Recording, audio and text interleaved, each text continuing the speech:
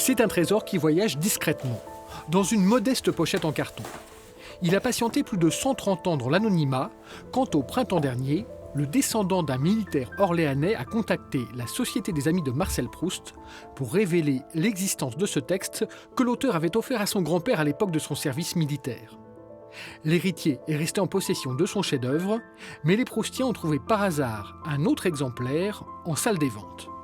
Et quelques mois plus tard, on a découvert que ce même poème existait dans une autre version, antérieure de 2 ans, que Proust avait envoyé à l'un de ses camarades de lycée, Raoul Versini.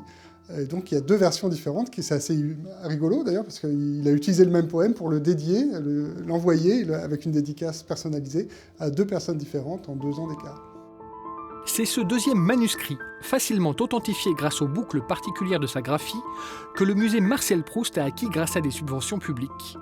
Mais déjà 1 minute qu'on en parle et vous aimeriez sans doute savoir de quoi qu'il cause le texte en 11 vers du grand homme, dont voici les premiers. Arrêtons la musique.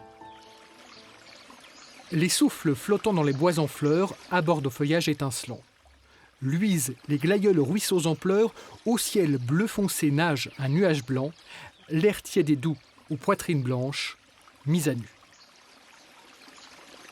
C'est un poème un peu verlainien, de la manière dont Verlaine écrivait certains poèmes un peu vaguement érotiques, on dirait, et qui raconte en fait l'histoire d'une promenade dans un bois entre 2 hommes, et visiblement 2 hommes qui s'entendent bien et qui vont en profiter pour avoir une relation un peu sentimentale, ou peut-être des caresses sous les branches. Enfin, il y a des choses un peu étonnantes. Enfin, c'est d'autant plus étonnant qu'on imagine que c'est un poème qu'on adresse à un supérieur de son service militaire. On ne jugera ni la qualité de l'œuvre d'un lycéen, ni les qualités morales de l'homme qui offre le même cadeau à 2 amis. Ce texte appartient maintenant à l'histoire littéraire. Publié cet automne dans les cahiers Marcel Proust, il devrait être visible dans les prochaines expositions consacrées à l'écrivain, dont les admirateurs célébreront le 150e anniversaire de la naissance l'année prochaine.